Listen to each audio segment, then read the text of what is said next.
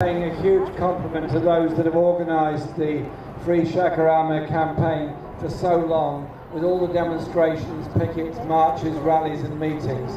They've kept that flame alive, and I think we owe them a fantastic round of applause. So can we give them that now, please? It's not easy organising solidarity campaigns for people that are vilified as being amongst the most evil on the planet.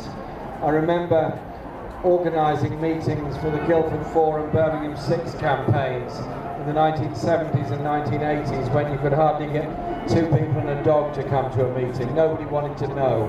They all wanted to pass by on the other side as being too difficult, too complicated, and the story was too serious.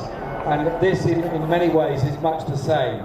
But in an electronic era, things have changed quite a lot. One is we know so much more now. We know so much more because of WikiLeaks rather, and we know so much more because of Snowden and his revelations. We now know the strength of both the surveillance state over all of us in every country, but we also know a lot more about the real intentions of the US and all its allies in Afghanistan, Iraq and elsewhere. We now know far more about the real intentions behind the invasion of Afghanistan in 2001. And in reality, the threats to our civil liberties, the threats to our peace, the threats to our planet, all stem from the reaction by Bush and Blair in 2001, when after the awful events in New York, they decided to invade Afghanistan. It's cost us £30 billion at least. It's cost hundreds of British soldiers' lives. It's cost thousands and thousands of Afghan people's lives.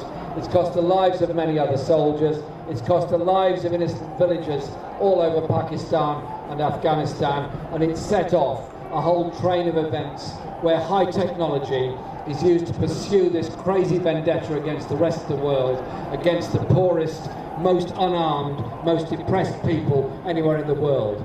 Surely we need to recognise that there has to be a total change in our foreign policy in every respect. Yep. And this year, the commemoration of the centenary of the start of the First World War.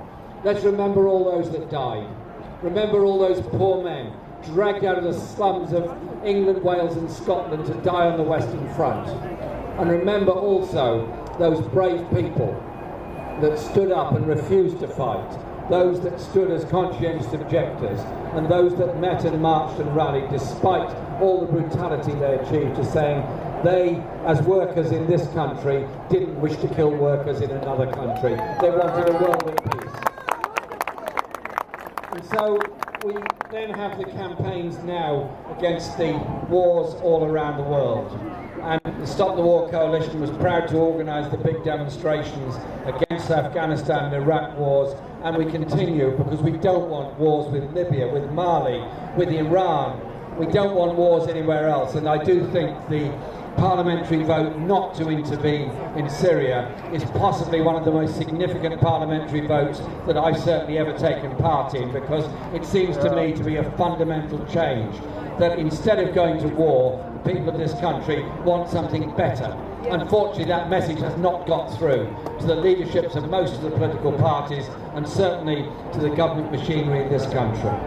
So we're talking today about Guantánamo. Just think about Guantánamo for 1 second, objectively. Every country that took part in the invasion of Afghanistan and Iraq claimed it was doing so to defend the rule of law, claimed it came from a logical society that had an independent judiciary system and a rule of law. They all claimed that. What was the first thing they did?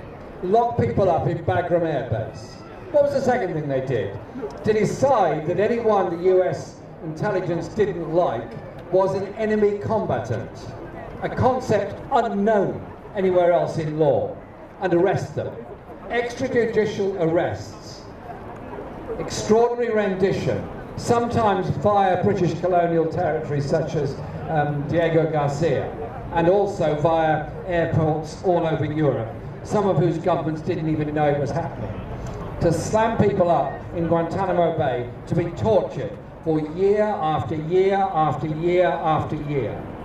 And eventually some of the governments woke up and managed to get their own citizens out.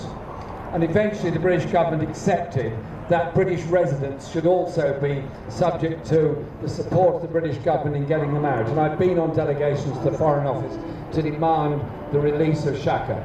That's who we're demanding, whose release we're demanding today, and we'll carry on doing that, because until Guantánamo Bay is closed, until every one of those people has been released, until the other secret prisons elsewhere, such as Bagram, are totally closed down, and all those other facilities, there is a threat to the civil liberties of everyone. So all those people that are enjoying life today on this lovely afternoon in Trafalgar Square need to just remember something.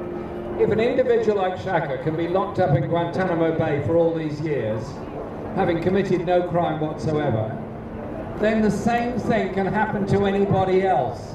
If you don't stand up against the victims of injustice when the injustice is committed, then one day, my friends, the injustice is committed to you or to any of us, and indeed it could happen. That's why we're here today, demanding his release and his return to his family where he belongs. So I bring greetings of solidarity from the Stop the War Coalition, which I'm honoured to be the chair of, and also I bring greetings from my good friend John McDonnell MP for Hayes and Harlington, who's always been very supportive of this campaign as well, who cannot be here today but wanted me to pass on his solidarity. So I say this, thanks for what you do. We'll all keep on doing it until we see that day when Guantánamo is closed. Snowden is able to live his life normally. Chelsea Manning is released from prison. Because I see those people as those that have stood up to tell the truth, the real truth, about what the intentions behind this ghastly war on terror have really been. The war on terror ends up terrorising all of us. Thank you very much.